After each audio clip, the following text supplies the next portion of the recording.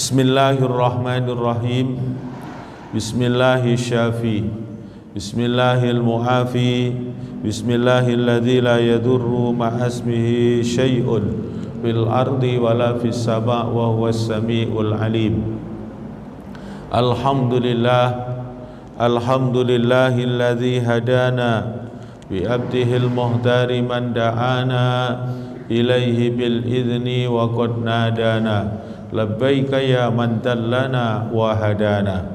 Allahumma wa salli wa sallim wa barik ala sayyidina Muhammadin salatan tamla'u khazainallah nura takunu lana walil mu'minina farajan farahan wa surura wa ala alihi wa sahbihi ajma'in. Amma ba'du. Hadratal muhtaramin, para alim ulama, para guru-guru kita yang hadir pada pagi hari ini, kita doakan semoga selalu diberikan oleh Allah panjang umur, sehat wal afiah. Hadirin wal hadirat, jamaah salat subuh rahimakumullah.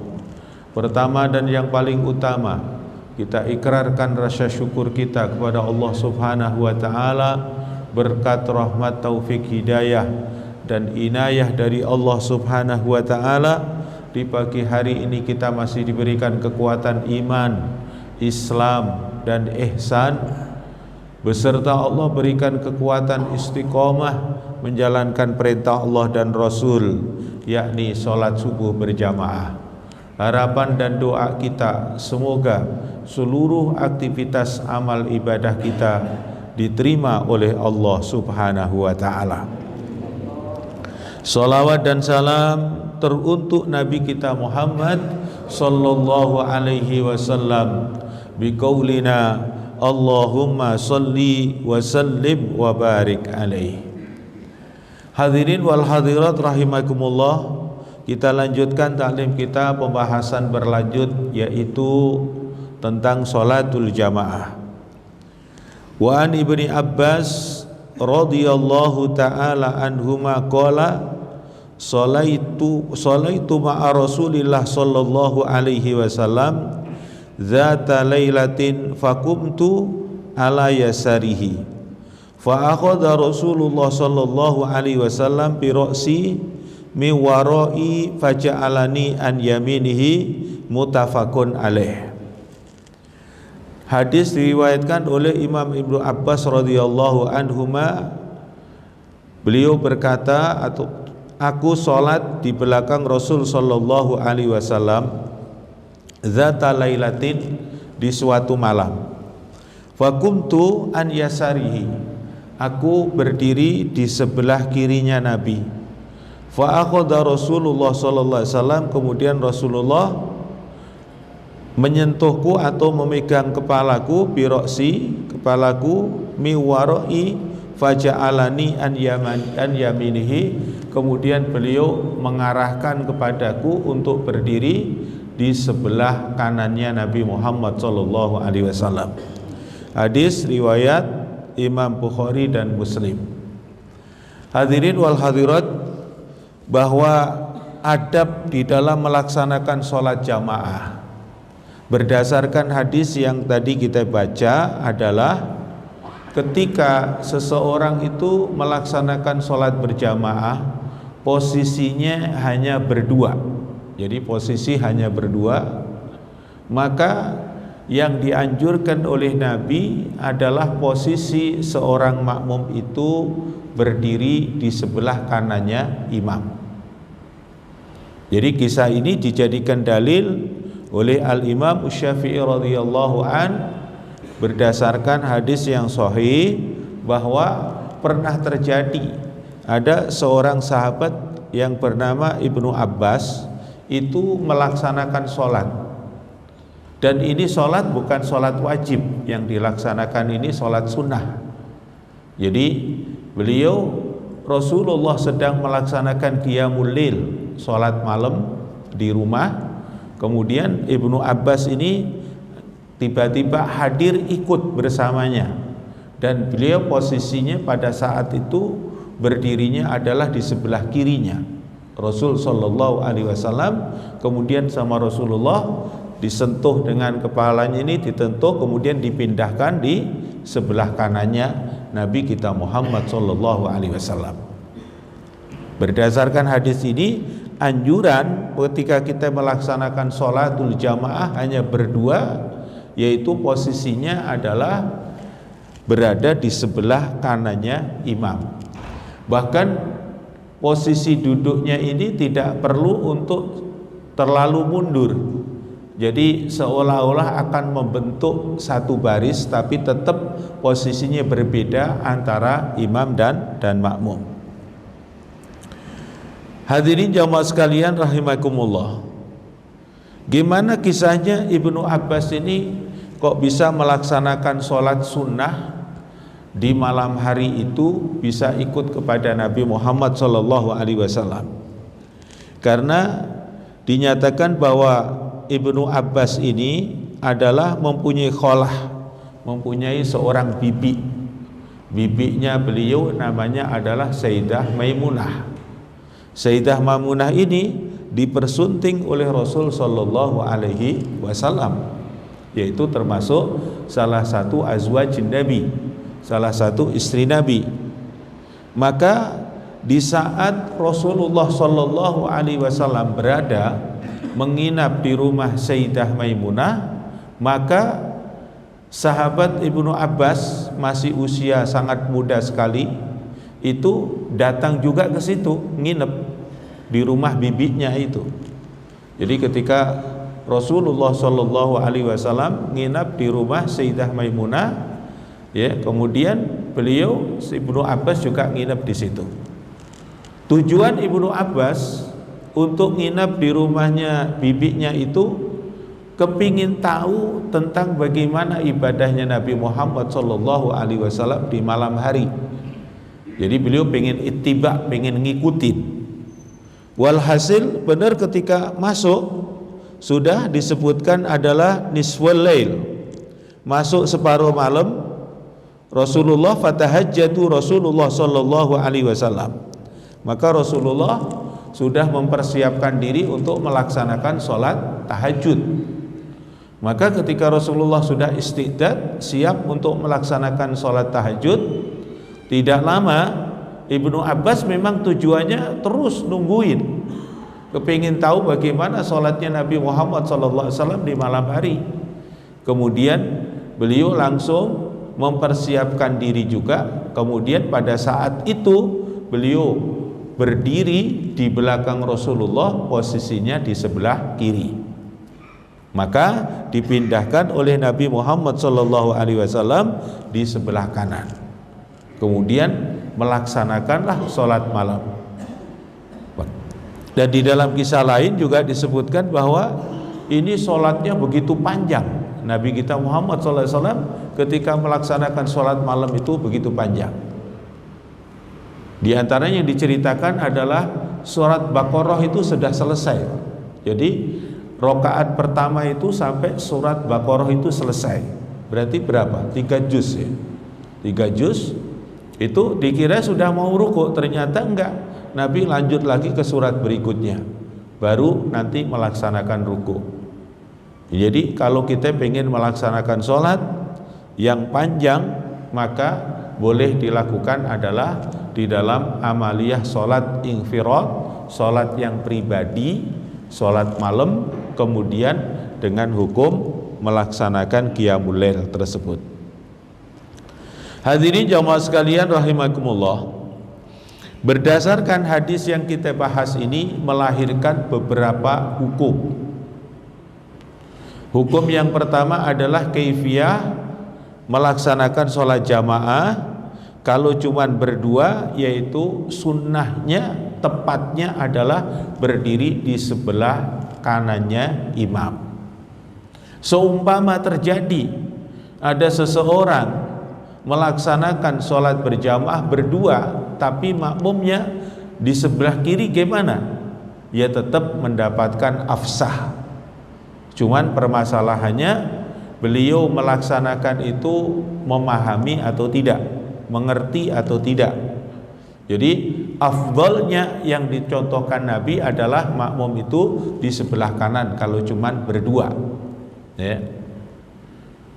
Jadi kalau dia posisi di sebelah kiri gimana? Sholat jamaahnya absah atau tidak? Sholat jamaahnya dihukumi tetap sah, cuman afdolnya tidak didapatkan.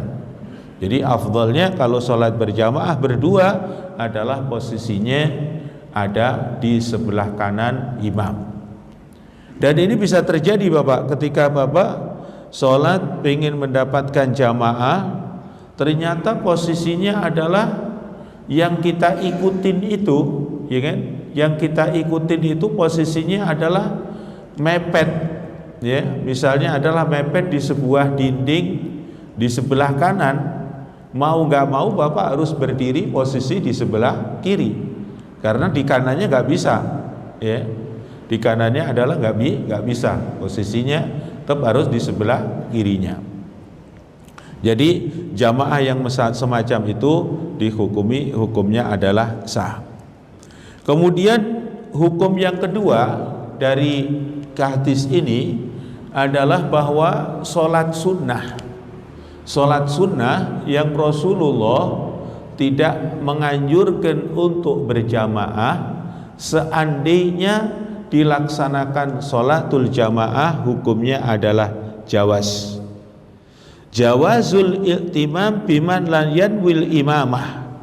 Jadi boleh kita itu melaksanakan sholat sunnah yang tidak dianjurkan oleh Rasulullah untuk berjamaah, terus dilaksanakan sholatul jamaah, itu hukumnya sah.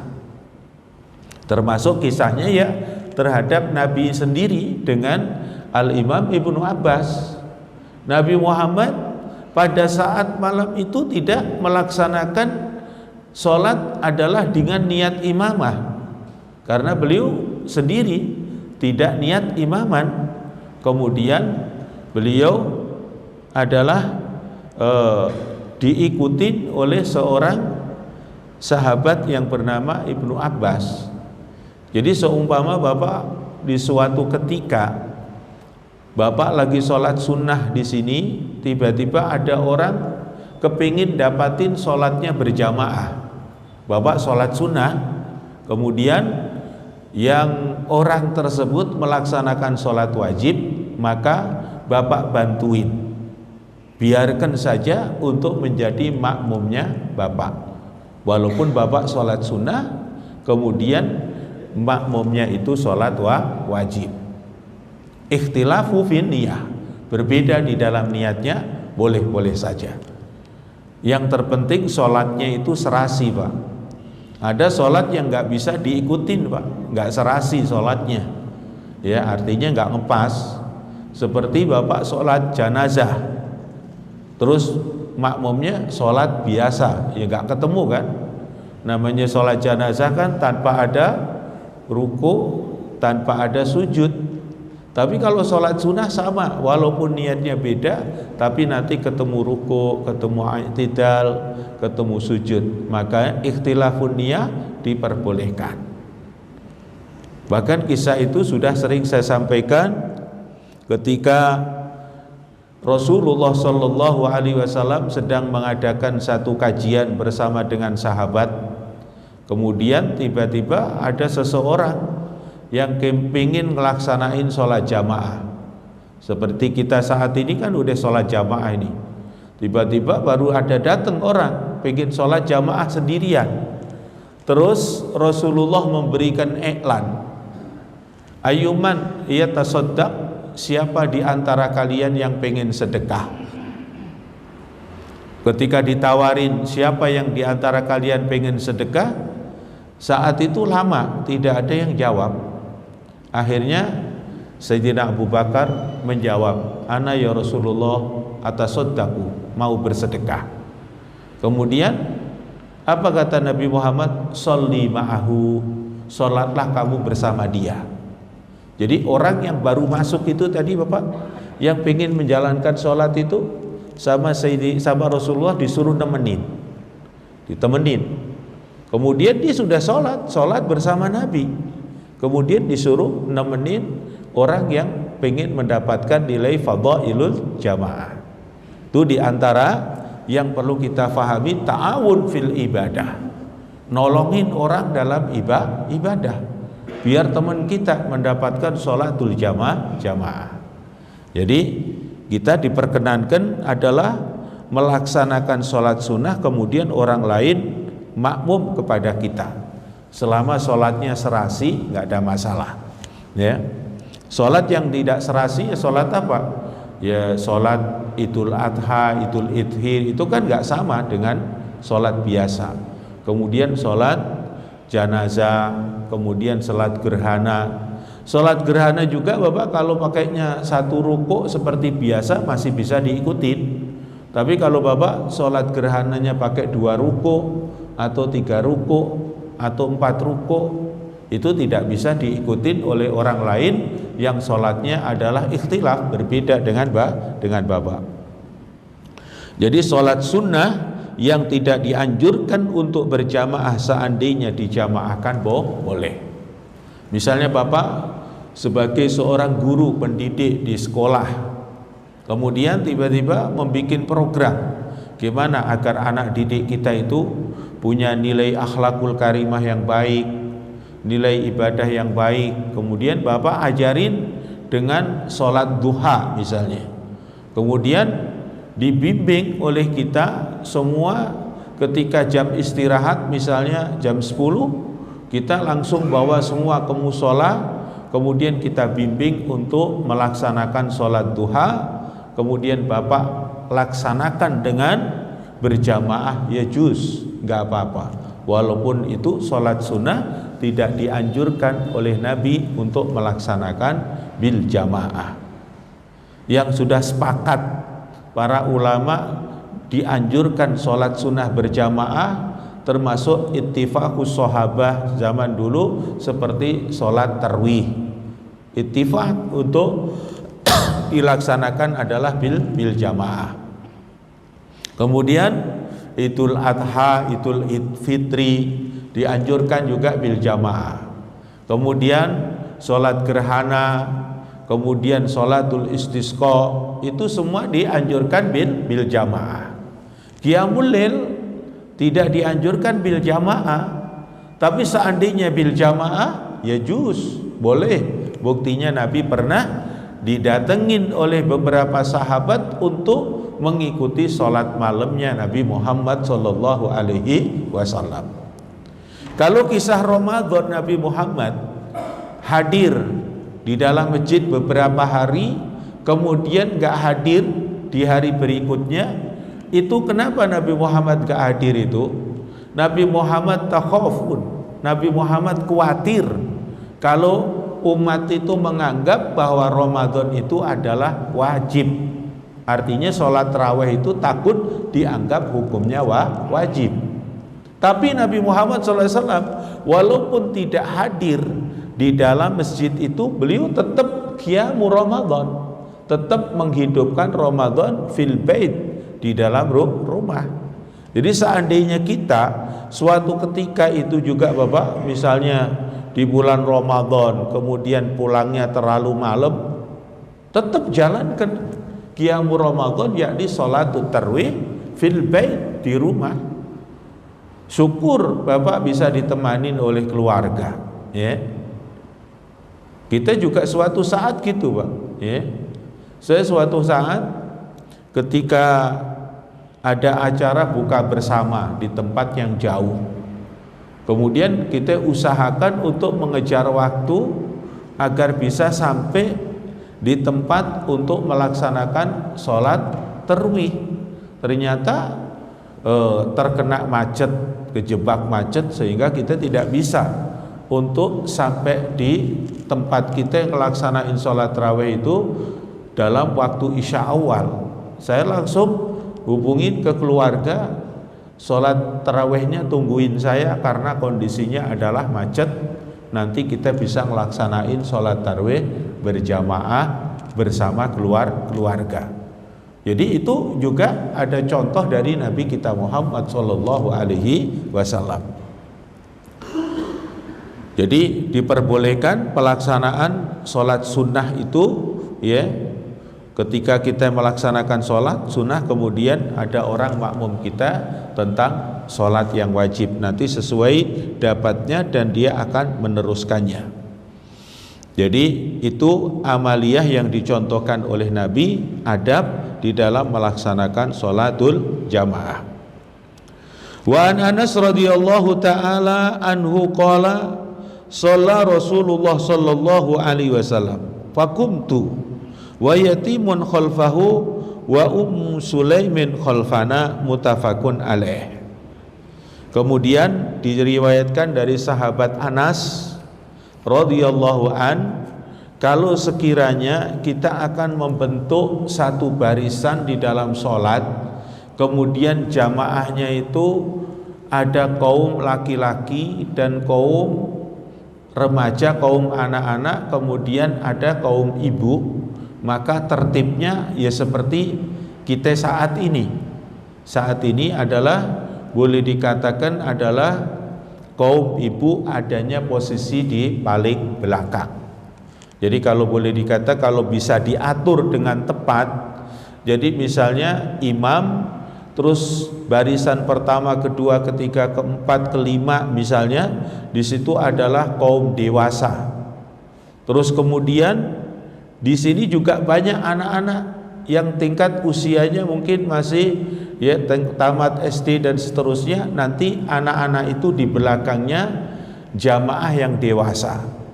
Kemudian setelah itu baru ibu-ibu. Itu yang dinyatakan oleh Al-Imam Anas bin Malik ketika beliau pernah menyaksikan pelaksanaan sholat jamaah, Rasulullah mengatur shofnya begitu.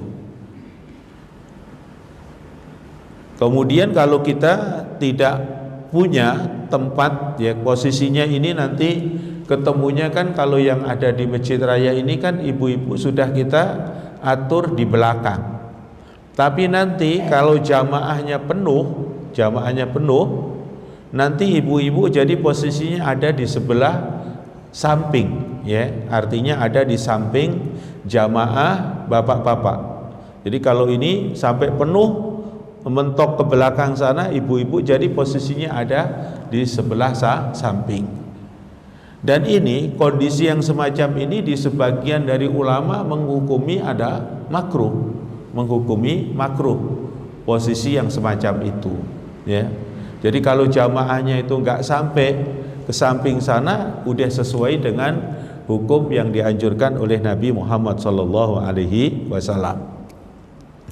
Akan tetapi kondisi kemakruhan itu sendiri, ya, seperti yang terjadi di Madinatul Munawwarah, itu kondisi tempatnya sudah sulit, ya, untuk mengatur tepat bahwa jamaah minan nisa itu mesti ditaruh di belakang, itu sulit, ya kan? Makanya Bapak kalau sholat di Masjid Nabawi itu yang dikasih sekat kayu itu mengelilingin itu kan jamaahnya ibu-ibu kan, jamaahnya ibu-ibu. Nanti di belakangnya di luar kadang-kadang di situ sudah berbaris kaum bapak. Kemudian sebelah sana lagi kaum ibu-ibu, ya. Jadi hal-hal yang semacam itu, kemakruhan yang semacam itu, kalau kondisi sudah seperti itu darurah, ya sudah tidak ada permasalahan. Ya, jadi hukum agama Islam ini di saat masih bisa diletakkan sesuai dengan ketentuannya, ya kita harus usaha diletakkan sesuai ketentuan dengan baik. Tapi kalau memang udah darurat, tidak bisa, tempatnya tidak memungkinkan juga untuk ditata, ya maka dari itu ya kita darurat ditaruh di sebelah. Wa an Abi Bakr radhiyallahu taala anhu annahu intaha ila nabi wa huwa raqi'un faraka'a qabla ayyasila ila shaf wa qala lahu an-nabi sallallahu alaihi wasallam zadakallahu khirsan wa la ta'ud faraka'atu nasaf sumamasa ila shaf. Ada seorang sahabat namanya Abi Bakrah. Abi Bakrah ini orang yang hiris. Hiris itu apa? Cinta kepada sholat jamaah itu hebat luar biasa. Dia itu kalau sholat berjamaah itu rasanya tidak pernah mau tertinggal dari rukuk yang pertamanya Nabi kita Muhammad SAW. Pokoknya nggak pernah mau ketinggalan lah ceritanya. Jadi orang ini cinta banget dengan sholat berjamaah bersama Nabi. Pada suatu ketika Abi Bakrah ini ada ta'akhur, ada lambatan gitu kan, agak lambat dia. Ada satu hal menjadikan dia agak lambat. Ketika dia agak lambat tersebut, maka Nabi Muhammad sallallahu alaihi wasallam ya ummu ala sahabah alal jamaah, beliau menjadi imam. Qiraatu suratul Fatihah udah selesai. Kemudian masuk kepada surah. Pas beliau ya Abu Bakrah ini sampai Nabi Muhammad ruku. Nah, sampainya itu belum sampai sofa. Jadi kalau boleh dikata, kalau misalnya di masjid kita ini 1, 2, 3, 4, 5 sof ini yang berada terisi sholat berjamaah. Kemudian sof ke-6, ke-7, 8, 9 sampai 10 di depan pintu sana kosong. Kemudian Abi Bakrah ini belum sampai kepada sof ke-5 untuk bergabung, tapi Rasulullah udah ruku. Rasulullah Allahu Akbar, maka Abi Bakrah di depan pintu langsung takbir Allahu Akbar, terus ikut ruku Allahu Akbar. Jadi beliau tetap mendapatkan sempurna sholat berjamaah bersama Nabi, ketemu merupakan rokaat yang pertama, rukuknya itu dapetin. Tapi beliau belum bersatu dengan sof, belum barisan yang berikutnya belum, dia masih di belakang sendiri. Jadi dia rukuk dulu di situ Allahu Akbar, Rasulullah sami Allahu liman hamidah, terus sujud, ya. Kemudian selesai sujud, bangun Allahu Akbar, Nabi Muhammad melanjutkan qiraah yang kedua. Qiraah yang kedua Fatihah. Lah ini Abu Bakrah dari belakang itu Bapak melangkah. Ya. Melangkah kalau di madzhab Al-Imam Syafi'i melangkahnya 2 langkah berhenti, 2 langkah berhenti, 2 langkah berhenti sampai ke shaf yang kelima. Jadi asalnya bisa, terus dia bergabung. Ya. Kemudian ketika seusai sholat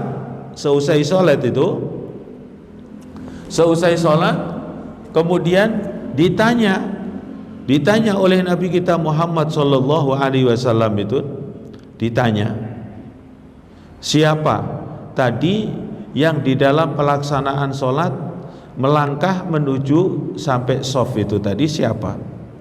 Kemudian setelah itu Abu Bakrah menjawab, kemudian ana ya Rasulullah, saya wahai Rasulullah.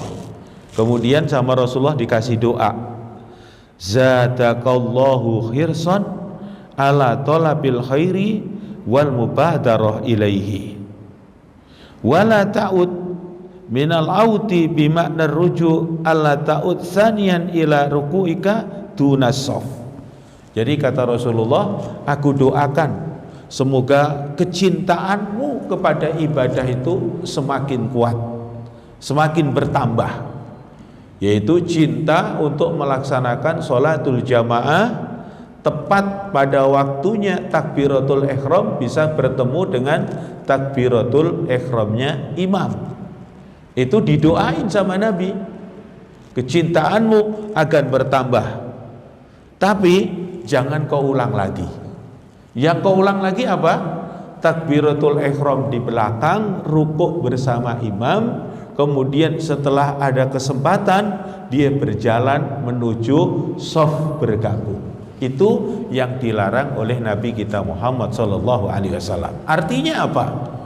Pelaksanaan itu sholatnya sah. Dilarangnya kenapa?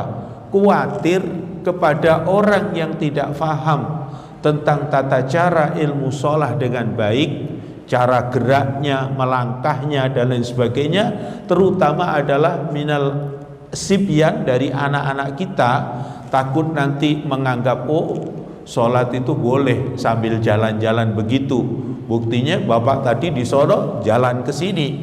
Nah itu takut bisa menjadikan asbab nanti nilai syariatnya akan rusak karena ketidakfahaman seorang anak tersebut. Maka Rasulullah mengkhawatirkan kalau itu nanti jadi fitnah, maka ditegur sama Nabi, jangan melakukan yang demikian itu lagi. Nah, kemudian dari ilmu itu Bapak, dari ilmu yang diceritakan oleh sahabat Abi Bakrah ini, terus menjadi dasar di saat kita ada soft barisan yang terbuka. Kemudian misalnya Bapak di soft yang kedua, barisan kedua, tiba-tiba ada soft yang pertama ada yang batal misalnya, maka Bapak ikut dengan pengamalan hadis tersebut, Bapak melangkah menuju kepada soft barisan yang pertama kosong tersebut. Dan juga ada kisah berikutnya, di saat Bapak itu membentuk barisan yang berikutnya tapi Bapak nggak punya teman, maka Bapak juga dianjurkan untuk mengambil satu orang dari barisan di depan Bapak itu, ditarik untuk menemani Bapak biar Bapak tidak sendirian di dalam soft tersebut. Karena ketika Bapak itu dalam barisan di belakang sendirian, itu dihukumi seperti tidak melaksanakan sholatul jamaah, maka kudu nyari teman. Lah kita untuk nyari teman itu mengambil dari barisan yang di depan Bapak, ditarik untuk ke belakang, terus nanti barisannya yang kosong itu di sampingnya untuk merapat, sehingga yang kosong nanti di ujung kanan ataupun di ujung kiri. Itu anjuran-anjuran sholatul jamaah yang dicontohkan oleh baginda Nabi kita Muhammad sallallahu alaihi wasallam. Dan kita juga harus terus perhatikan hal-hal yang semacam ini. Kita harus bisa untuk memberikan contoh yang terbaik kepada masyarakat. Di saat kita sholat berjamaah berdua, posisinya di mana? Kemudian kita adalah membentuk shaf yang baru dari mana posisinya? Dari tengah, berada di lurusan imam. Kemudian ada lagi di sebelah kanannya, ada lagi di sebelah kirinya, dan begitu seterusnya di dalam melaksanakan sholat jamaah yang dicontohkan oleh baginda Nabi kita Muhammad sallallahu alaihi wasallam. Hadirin jamaah sekalian rahimakumullah, ini yang kita bahas pada pagi hari ini. Insyaallah nanti kita sambung pada pertemuan-pertemuan yang lain, masih berlanjut pembahasan yaitu tentang sholat jamaah yang dicontohkan oleh baginda Nabi kita Muhammad sallallahu alaihi wasallam.